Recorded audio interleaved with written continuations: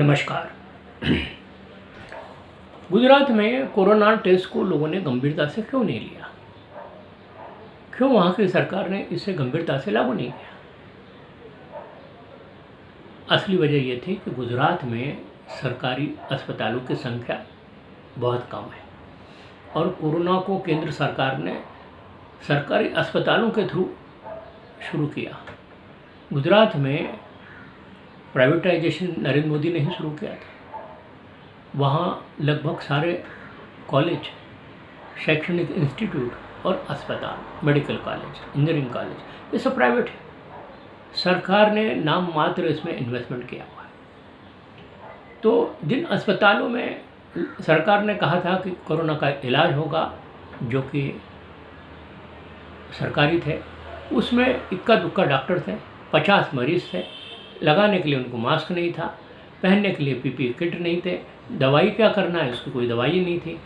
जब इसके बहुत ज़्यादा शिकायतें आने लगी और मरीजों ने बाहर अस्पतालों के प्रांगण में प्रदर्शन करना शुरू कर दिया और अमित शाह और नरेंद्र मोदी के मुर्दाबाद के जब नारे लगे, तब जाके सरकार जगी। कई लोग अटेंड हुए लेकिन पहले झटके में ही मर गए क्योंकि उनका सही तरीके से इलाज ही नहीं हुआ। दूसरा, प्राइवेट अस्पतालों में इलाज इतना महंगा था कि केवल धन संपन्न जो लोग थे, अमीर लोग थे, वही उसका इलाज उनके लिए संभव था। ये सरकार को समझने में बहुत देरी हो गई कि इलाज की दिशा क्या हो, कैसे लोगों का इलाज हम करें जिससे कि गुजरात बच जाए। रूपाणी, जिन्होंने कभी निर्णय लिए ही नहीं थे, वो निर्णय नहीं ले पाए। अफसर लोग निर्णय जब तक ऊपर से दिल्ली से फ़ोन नहीं आते तो नहीं लेते, वो उन्होंने नहीं लिए। अंततः बड़े पैमाने पे लोगों ने प्राइवेट अस्पतालों में शरण ली, अपने आप को बचाने की कोशिश की। और ये सब नज़ारा जो मज़दूर देख रहे थे, बड़ौदा, सूरत, अहमदाबाद के, वो लोग छटपटा रहे थे कि किसी तरह हमें गुजरात से बाहर निकाला जाए। उन्होंने प्रदर्शन किए, टायर जलाए, तोड़फोड़ की और बोले हमें घर जाना दो, हमें यहाँ नहीं मरना, यहाँ ना अस्पताल है, ना डॉक्टर है, ना कुछ नहीं है।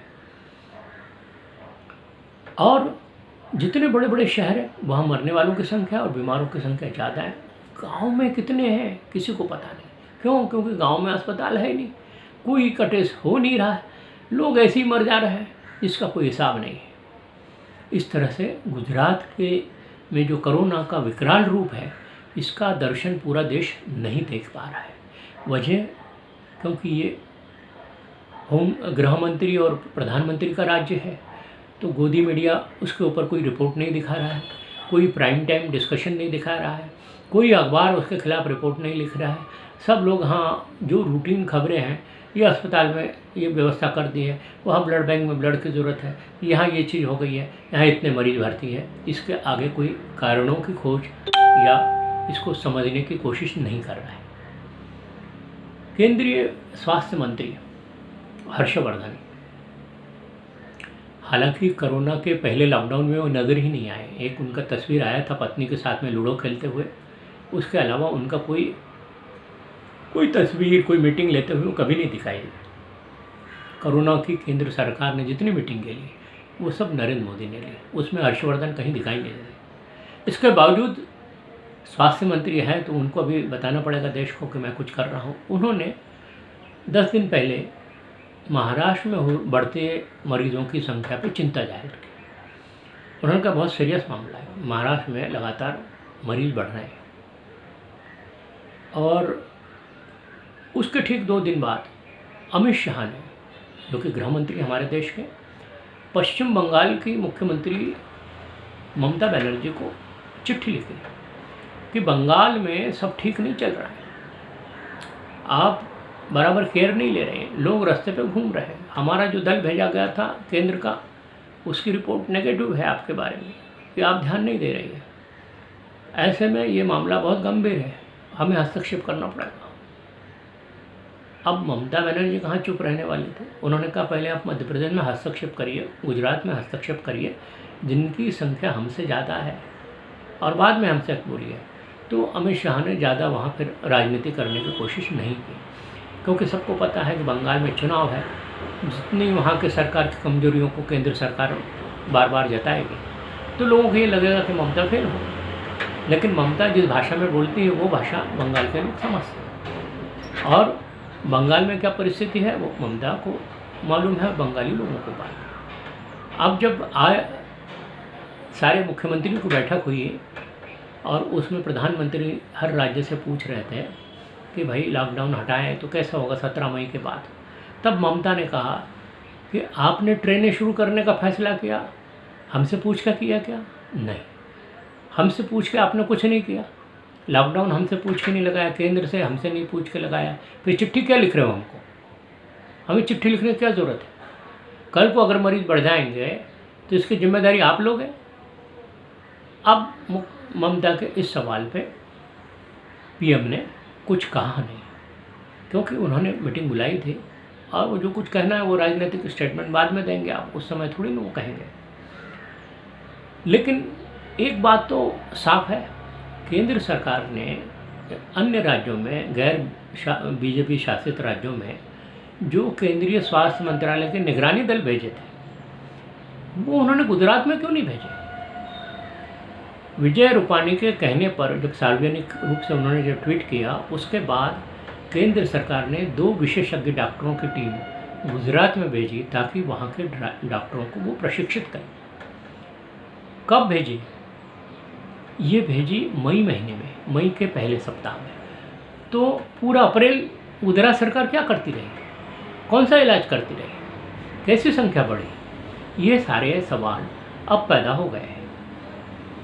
गुजरात में आज तक 8,194 लोग पीड़ित हैं इस बीमारी से, कोरोना के, और लगभग 493 यानी 500 के आसपास लोगों की मौतें हो चुकी हैं। ये इतनी बड़ी मात्रा में इतने छोटे से राज्य में हुई मौत सबसे अधिक है। पश्चिम बंगाल में क्या चित्र है? कुल 1939 अभी तक केसेस आए हैं, जिसमें केवल 185 लोग मरे हैं। टेस्ट चल रहा है, इलाज चल रहा है, लेकिन कुछ भी चीज़ देश में हो रही है तो वो सोशल मीडिया पे आ रही है। तो सरकार का अगर कुछ गलत हो रहा होगा तो वो चीज़ें बाहर निकल के आएगी, छुपने वाली नहीं है। लेकिन बावजूद इसके बंगाल की आबादी है 8 करोड़, लगभग 7.9 करोड़, यानी लगभग 8 करोड़ आबादी है, यानी गुजरात के 3 गुना, 3 गुना आबादी है। फिर गुजरातियों को केंद्र सरकार ने हवा पे क्यों छोड़ दिया? क्या ऐसी बात है जो सरकार छुपाना चाह रही है? सरकार वहाँ के आंकड़े छुपाना चाह रही है या अपनी अक्षमता छुपाना चाह रही है? गुजरात के मामले सचमुच लगातार चिंताजनक है, लेकिन स्वास्थ्य मंत्री को उसकी कोई चिंता नज़र नहीं आ रही है।